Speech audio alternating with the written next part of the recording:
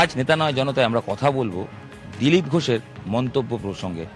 দিলীপ ঘোষ যেটা বলেছেন যাদবপুর ইস্যুতে, ছাত্রছাত্রীরা কি বলছেন সেটা শোনার পর কি বলেছেন দিলীপ ঘোষ জানেন তো? শুনে নিন প্রথমে। দেখেছেন আপনারা কি করেছি আমরা ঢুকে সার্জিক্যাল স্ট্রাইক করেছিলাম, কারণ ওখানে ওটাই রাস্তা একমাত্র, যেখানে নীতি নৈতিকতা আইন নাই, সেখানে এইভাবেই হয়। দেখা যাবে ভবিষ্যতে। যে কোনো ইউনিভার্সিটি ইনস্টিটিউটকে সারা ভারতবর্ষ জুড়ে যেভাবে এই গৈরিকীকরণ করা হচ্ছে, তার ধ্বজাধরীরা যদি এখানে এসে লাঠির বুট মারতে চান এবং রাজ্যবাসী যদি সেটা মেনে নেয়, তখন সেটা দেখা যাবে। কিন্তু এখনো পর্যন্ত রাজ্যবাসী সেটা মানেননি। দিলীপ ঘোষ এই ধরনের কথা বলছেন, সামনে বছর হয়তো খড়গপুরে সাংসদটাই থাকলেন না। আরএসএস এর প্রচারক, মনুবাদী ওদের মনোভাব তা স্পষ্ট হয়ে যাচ্ছে। সেন্ট্রাল ইউনিভার্সিটিগুলো পরপর ঘটনা ঘটছে। কি করছে দিল্লি সরকার? এই যে দিলীপ ঘোষের মন্তব্য, একজন রাজনৈতিক ব্যক্তিত্ব, তার মন্তব্য জেইউ প্রসঙ্গে, যে জেইউতে যে ঘটনা ঘটলো স্বপ্নদ্বীপের ঘটনার প্রসঙ্গে, যে এখানে নাকি মানে বুট দিয়ে গুড়িয়ে দেওয়া, মানে basically surgical strike quote and quote. আমি যদি উনি বলেননি, আমি বলছি মানে এমনভাবে একটা অপারেশন চালানো হবে যেখানে এইসব আন্দোলন উঠে যাবে, এসব হবে না। ছাত্র হিসেবে কি মনে এরকম একটা মন্তব্য শোনার পর? ভারতবর্ষ চলবে সংবিধানে, কোনো রাজনৈতিক নেতার কথাতে নয়। এবং যে ভাষায় তিনি এই কথাগুলো বলছেন আপনার কাছে শুনলাম, এটা মোটেও কাম্য নয় একটা সংসদীয় গণতন্ত্রে। Surgical strike quote and quote যদি বলি, সেরকম কি সম্ভব? মানে ইউনিভার্সিটির নিজস্ব স্বতন্ত্রতা আছে, মানে ছাত্র আন্দোলনও তো একটা অধিকার। না, ইউনিভার্সিটি তো স্বতন্ত্র, অবশ্যই অটোনমি আছে। এবং উনি যেটা বলছেন অ্যাকচুয়ালি রাজনৈতিক বাজার গরম করার জন্য, এর কোনো ভিত্তি নেই। বিজেপি এখানে ক্ষমতায় আসলে জেইউ নাকি পাল্টে যাবে এবং রেফারেন্স টানছেন। কোথাকার রেফারেন্স টানছেন? সেই রেফারেন্সটা হচ্ছে জেএনইউতে এক সময় ছাত্র আন্দোলন সক্রিয় ছিল, বলা হচ্ছিল যে আজাদি স্লোগান উঠতো, নিশ্চয়ই শুনেছেন। সেটা তারা নাকি ঠান্ডা করে দিয়েছেন, থামিয়ে দিয়েছেন। জেইউ তো নাকি তাই হবে। Till the time students are together, এই জিনিসটা কখনোই পসিবল নয়। Be it politics, anything, I am not including that, but যেভাবে মানে লোকে ডিফেম করছে জেইউকে just because this thing happened, this is not okay. Dilip Ghosh তো অনেক দিন থেকে অনেক কিছুই বলে আসছেন, যাদবপুর বিষয়ে অনেক কিছু বলেছেন, বুলডোজার দিয়ে গুড়িয়ে দেবো থেকে শুরু করে। তার আগে বলেছেন যেমন হচ্ছে কাশ্মীরে যেমন মানে কাশ্মীরকে যেমন অশান্ত পরিবেশকে শান্ত করে দিয়ে, সেই নিরিখেই বলেছেন যে যাদবপুরকে শান্ত করে দেবো। মানে সার্জিক্যাল স্ট্রাইক, একদমই মানে সার্জিক্যাল স্ট্রাইকের মন্তব্য নাকি? একদমই সেরকম টাইপেরই তো উনি বলতে চাইছেন। উনি বারে যেমন টাইপের বলেছেন যে অনাথ করে দেবো, কেটে দেবো, মেরে দেবো, এসব অরুচিকর কথা তো তিনি বারবারই বলে আসেন। তো সেটা অবাক করার মতো কিছুই নয় যে দিলীপ ঘোষ এরকম টাইপের বক্তব্যই দেবেন, সেটাই স্বাভাবিক। যাদবপুরের ছাত্ররা যারা আছি, আমরা নিশ্চয়ই চেষ্টা করব এই বিরোধী বা এই অপশক্তিকে আটকাবার, সেটা আমরা দলগতভাবে চেষ্টা করব। দিলীপ ঘোষকে চেনেন? হ্যাঁ, চিনি তো বটেই। দিলীপ ঘোষের কোনো মন্তব্য যেটা আপনার ভালো লেগেছে বা খারাপ লেগেছে? ওই যে সব থেকে সহজ পথে ধনী হওয়ার উপায় আর কি। ওই আমি মাঝে মাঝে ওই প্যাকেটের দুধ যখন আনতাম জাল দিয়ে, আমি বেশ দেখতাম, হাত মানে গরমটা ঠান্ডা হলে দেখতাম সোনা টোনা আছে নাকি, কারণ যা অবস্থা মানে ওই মন্তব্য যেটা করেছিলেন। হ্যাঁ, ওই দুধে সোনা পাওয়া যায় না, সেটা আমরা তো কেউ অপ্রমাণিত হয়নি, এখনো খুঁজি, আমরা সবাই দুধে সোনাটা খুঁজি, পেলে তো ভালো। এই দিলীপ ঘোষ আবার একটা মন্তব্য করলেন এবার যাদবপুর নিয়ে। দেখেছেন আপনারা কি করেছি আমরা ঢুকে সার্জিক্যাল স্ট্রাইক করেছিলাম, কারণ ওখানে ওটাই রাস্তা একমাত্র, যেখানে নীতি নৈতিকতা আইন নাই, সেখানে এইভাবেই হয়। দেখা যাবে ভবিষ্যতে। সাম্প্রদায়িক দল এর থেকে বেশি কিছু এক্সপেক্ট করার নেই। আর ওই ভদ্রলোক কি বলেন, ওনার একটু ভাবাটা এবার উচিত। অনেকটা সময় হলো রাজনীতিতে, কি বলছেন না বলছেন সেটা ভাবুক। উনি কি, একটা কথা তো আমাদের সবার বোঝা উচিত যে রাজনীতির মানটা বার কমে যাচ্ছে। সে যাদবপুর হোক, বাইরে হোক, যেখানেই হোক, সমাজে যে স্তরেই হোক, রাজনীতির মানটা কেন কমবে বারবার? এই যে ভার্বাল মানে মানে অপশব্দ ব্যবহার করা, এটা উনি কেন করবেন? উনি এত বড় একটা পার্টি নাকি, সব বিশ্বের সব বৃহত্তর গণতান্ত্রিক পার্টি, তার পদাধিকারী উল্টো পাল্টা কথা বলবেন, এক্সপেক্টেড না। যাদবপুরের ছাত্র হিসেবে কি কোথাও খারাপ লাগা কাজ করছে যে স্বপ্নদ্বীপের ঘটনায় সবাই প্রতিবাদ করছে, সবাই শাস্তি চায়, নিশ্চয়ই আপনারা যারা আছেন প্রত্যেকেই চাইছেন, কিন্তু কোথাও গিয়ে ওই যাদবপুরকে খুব বেশি পয়েন্ট আউট করা হচ্ছে, মানে সব দায় যাদবপুরের? হ্যাঁ, এটা কখনোই নয়। দায়টা সবার, দায়টা সমাজের প্রত্যেকটা স্তরের মানুষের।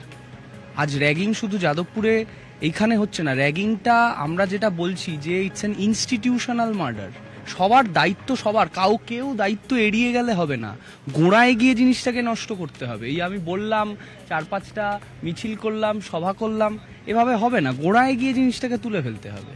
এটা একটা ডিজিজ, এটা কোনো এই একটা শব্দ খুব প্রচলিত, র্যাগিং কালচার, এরকম খারাপ জিনিস কালচার হতে পারে না, এটা সামাজিক ব্যাধি, এটাকে সমূলে উৎখাত করতে হবে সবাই মিলে একসাথে। এবং যাদবপুরকে সর্বাংশে কালিমালিপ্ত করাটা, এটা কখনোই যাদবপুরের স্টুডেন্ট হিসেবে কেউই সাপোর্ট করবে না, কোনো সময় সাপোর্ট করবে না। যাদবপুর একটা আলাদা প্রতিষ্ঠান, সেখানে উনি এই যে মন্তব্যটা করেছেন, আমি বলবো যে এটা হাস্যকর যে ওনার যে পথটা চলে যাওয়ার পর উনি সুস্থ মস্তিষ্কের মানে মানুষ হিসেবে থাকাটা ওনার উচিত না, উনি বিকৃত মস্তিষ্কের মানুষ হয়ে উঠেছেন। তো উনি এরকম মন্তব্য আগেও করেছেন।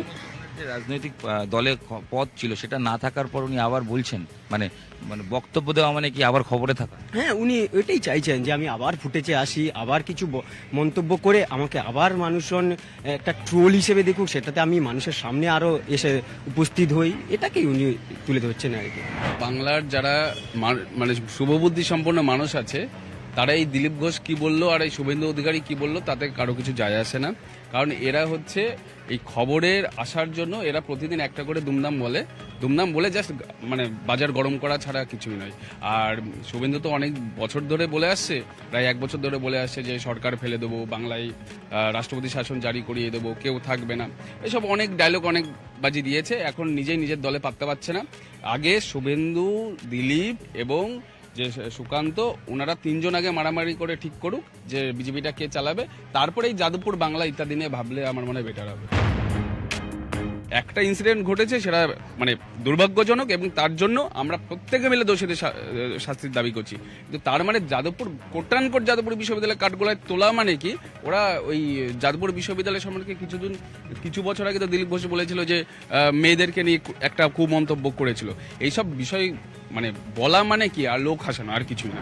উনি বাইরে থেকে বসে কি কথা বলবেন না বলবেন তার পরিপ্রেক্ষিতে যাদবপুর চলবে এমনটা নয়। আর হয়তো উনি এমন কথা বলেন বলেই যাদবপুরে আজকে বিজেপির অস্তিত্বটা আমরা সবাই তার দেখতেই পাচ্ছি।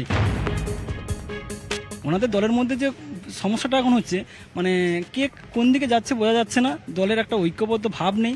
সেই পরিপ্রেক্ষিতে উনি নিজের অস্তিত্ব বোঝানোর জন্য মাঝে মাঝে এমন কিছু কথা বলেন বা যাতে উনি সমালোচনার মধ্যে আসেন এবং খবরে আসতে পারেন। পুলিশ ঢোকার বিষয়টা, এই যে ক্যাম্পাসে পুলিশ ঢোকা নিয়ে ছাত্ররা আপত্তি করে, অনেকে সিসিটিভি নিয়ে আপত্তি করছেন, কি মনে হয় ছাত্র হিসেবে? না দেখুন, আপনি দুটো কথা বলেছেন, একটা হচ্ছে পুলিশ ঢোকা, একটা হচ্ছে সিসিটিভি। আমি একজন ছাত্র হিসেবে বলবো, হয়তো যাদবপুরের ক্যাম্পাসে পুলিশ ঢোকাটা আমিও সেভাবে সাপোর্ট করি না, এবং সেটা কর্তৃপক্ষের ওপরে আমি নির্ভর করছি যে তারা কিভাবে আমাদের প্রোটেক্ট করবে।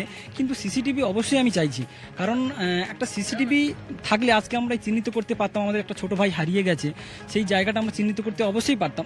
তার শাস্তি কী হবে না হবে অবশ্যই আমাদের প্রশাসন রয়েছে, পুলিশ প্রশাসন রয়েছে, তারা বিচার করবে, সংবিধান রয়েছে, কিন্তু অবশ্যই আমরা চিহ্নিত করতে পারতাম যে এই ঘটনার পিছনে আদৌ মানে কে বা কারা আছে, কিভাবে আছে, বা কারা ওই দিন কিভাবে ওখানে ঢুকেছিল বা বেরিয়েছিল, সবকিছু আমরা প্রুফ পেতাম। তাই আমি একজন ছাত্র হিসেবে বলবো, অবশ্যই যাদবপুর ক্যাম্পাসে সিসিটিভি বসুক। পাগলের প্রলাপ ছাড়া আর কিছু নয়, কারণ উনি এরকম মন্তব্য করেই থাকেন। এই প্রায় ওনাকে আমি এই 5-7 বছর ওনার বক্তব্য শুনে আসছি, একটাও ফলপ্রসূ কিছু হয়েছে বলে ওনার মানে পেরেছেন বলে আমার মনে হয়নি। উনি তো গরুর দুধেও সোনা খুঁজেছিলেন, আজও পেয়েছেন সোনার সন্ধান। ওনার যে রাজনৈতিক গ্রহণযোগ্যতা কতটা তলানিতে নেমেছে, সেটা ওনার এই ধরনের বিরুদ্ধাচরণ মন্তব্য দেখলেই বোঝা যায়। আর আমার তো মনে হয় না যে উনি কোনোভাবে একজন রাজনীতিবিদ। আমার তো ওনাকে মনে হয় যেন কোনো একটা কমিক চরিত্র, বা ওনার মনে হয়, আমার যেটা সত্যি কথা বলতে খারাপ লাগে, ওনার মস্তিষ্কের কিছু সমস্যা আছে, কারণ এইরকম না হলে কথা উনি কখনো বলতে পারেন না।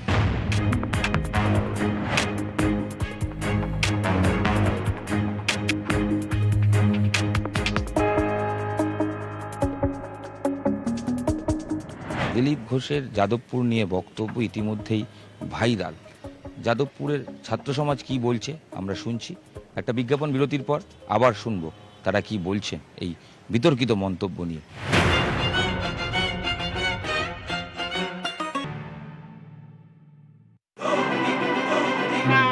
এসে গেল meet with Mahi offer. SRMP TMT bar কিনুন আর পান ধোনির সাথে দেখা করার সুযোগ। এই সুযোগের সদ্ব্যবহার করুন, শর্তাবলী প্রযোজ্য।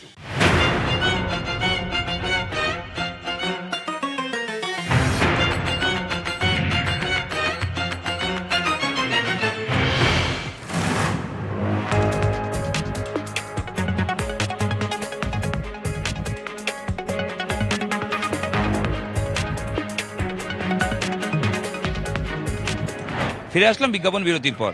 আমরা রয়েছি যাদবপুর ইউনিভার্সিটি ক্যাম্পাসে এবং কথা হচ্ছে দিলীপ ঘোষের মন্তব্যের পর যে ভাইরাল মন্তব্য, সেই নিয়ে ছাত্র সমাজ কি বলছে। একটু বসা যাবে? Thank you. আমার একটা প্রশ্ন আছে, আমি সবাইকে জিজ্ঞেস করবো, দিলীপ ঘোষকে চেনেন? নিশ্চয়ই, মানে পরিচিত মুখ না চিনলে তো অন্যায় হয়ে যাবে, তো অবশ্যই চিনি। দিলীপ ঘোষের একটা বক্তব্য রীতিমতো শোরগোল ফেলে দিয়েছে যাদবপুর নিয়ে, শুনেছেন? হ্যাঁ, শুনেছি। দর্শকরা আরেকবার শুনে নিন। দেখেছেন আপনারা কি করেছি আমরা ঢুকে আর সার্জিক্যাল স্ট্রাইক করেছিলাম, কারণ ওখানে ওটাই রাস্তা একমাত্র, যেখানে নীতি নৈতিকতা আইন নাই, সেখানে এইভাবেই হয়। দেখা যাবে ভবিষ্যতে। এই যে রাজনৈতিক মন্তব্যগুলো কোথাও গিয়ে কি এই প্রক্রিয়াটায় ধাক্কা দেয়? আসলে আমরা বিচার চাইছি, আমরা শাস্তি হোক চাইছি। কিছু কিছু মানুষ বোধহয় সেটা চায় না, সেই জিনিসটা থেকে ডাইভার্ট করে সিসিটিভি ডিবেটে নিয়ে যাচ্ছে, সেই জিনিসটা থেকে ডাইভার্ট করে যাদবপুরকে দোষারোপ করছে, যাদবপুরের সবাই খুনি বলছে, যাদবপুর তুমি খুনি বলছে। এবং এই ধরনের মেন্টালিটি, এই ধরনের কথাবার্তাগুলো হয়তো আমাদের কোথাও একটা স্বপ্ন দ্বীপের থেকে সরিয়ে নিয়ে যাচ্ছে। প্রশ্ন একটাই, দিলীপ ঘোষের একটা মন্তব্য ইতিমধ্যেই ভাইরাল, বিতর্কিত বটে। যারা হচ্ছে এরকম ভুলভাল আনসাইন্টিফিক বক্তব্য বলে, জানিয়ে বলে, তাদের বক্তব্যর খুব একটা যায় আসে না। আমাদের যাদবপুর বিশ্ববিদ্যালয়ের সমস্ত সংগঠন, ছাত্রছাত্রী, সমস্ত টিচার প্রফেসররা যেই নিয়ে আন্দোলন করছিলেন, র্যাগিং বিরোধী যে আন্দোলন চালাচ্ছিলেন, র্যাগিংকে নির্মূল করে র্যাগিং কালচারকে বন্ধ করার যে আন্দোলন চালাচ্ছিলেন, সেটা কিন্তু চলবে। এই দিলীপ ঘোষ হোক, মমতা ব্যানার্জি হোক, এই তৃণাঙ্কুর হোক, আর এই শুভেন্দু হোক, এটা যা বলে আমাদের খুব একটা যায় আসে না। আমাদের যেটা কাজ, আমাদের যেটা লক্ষ্য, মানে এই গোটা বিষয়টায় তো মানে এইসব আটবাট মন্তব্য করার কথা নয়। র্যাগিং যে ঘটনাটা ঘটেছে এবং সেটাকে নিন্দা করে সেটার বিষয়ে সেটাকে ঠিক করার পথে সেটাকে নিয়ে কথা বলার কথা ছিল, সেই নিয়ে কথা বলছে না, আমাদের যায় আসে না। রাজনৈতিক ব্যক্তিত্বদের এই মন্তব্য মানে আলটিমেট খারাপ লাগা কাজ করে, কিন্তু ওনাদের যে বক্তব্য কোথাও যদি আমি সরলীকরণ করি তাহলে আলটিমেট কি মনে হচ্ছে, মানে আন্দোলন বিরোধী কথা। যেই বিষয় নিয়ে আন্দোলন হচ্ছে, যেই বিষয়, যে ঘটনাটা ঘটেছে, ঠিক আছে, সেই ঘটনা নিয়ে এরা কারো কথা বলছে না, ঠিক আছে। তাই জন্য এদেরকে মানে আমাদের এই গোটা বিষয়টা খুব একটা যায় আসে না। আজাদি স্লোগান হোক বা অন্য যে কোনো স্লোগান হোক, আমাদের বুঝতে হবে মানে যেই ন্যারেটিভ মিডিয়া ছড়াচ্ছে, যেই ন্যারেটিভ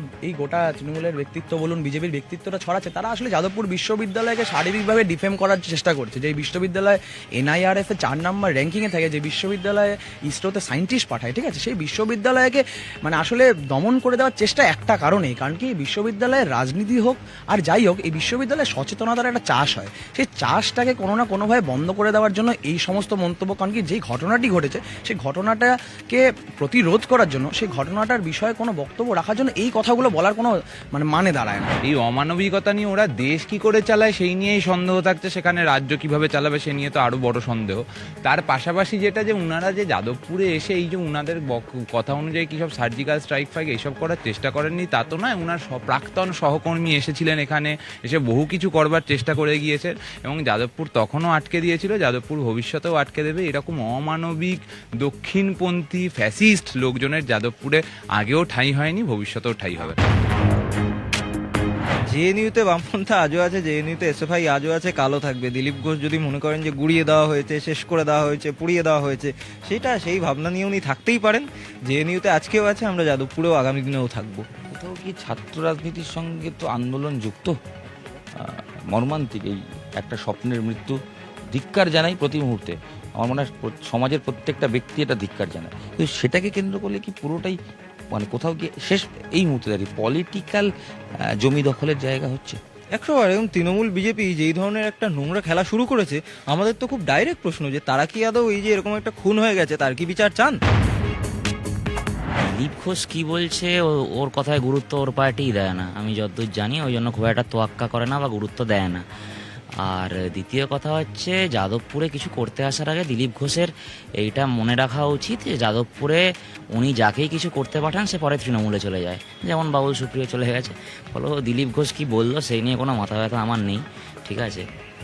আর বাকি হচ্ছে যদি কিছু করতে আসে দেখা যাবে। যাদবপুর এখন সব সমালোচনার কেন্দ্রবিন্দু, মানে যাদবপুরের ছাত্র হিসেবে কি এটা বেদনা দেয়? না, অবশ্যই হাতে গোনা কিছু ছাত্রের কুকর্মের জন্য বাকি হাজার হাজার ছাত্রদের যে একাডেমিক সাফল্য, সামাজিক স্তরে সাফল্য, সমাজকর্মী হিসেবে সাফল্য, নানান রকমের সাফল্য, সেটা পুরোটা অন্ধকারে তলিয়ে যাবে, এটা কখনো মেনে নেওয়া যায় না। বরং আমি বলবো, মিডিয়াকেও রিকোয়েস্ট করব, বাকি সমাজের সমস্ত অংশকে রিকোয়েস্ট করব যে অন্ধকার কিছুটা থাকলেও বেশিরভাগটাই কিন্তু আলো রয়েছে, সেই আলোটায় ফোকাস করা।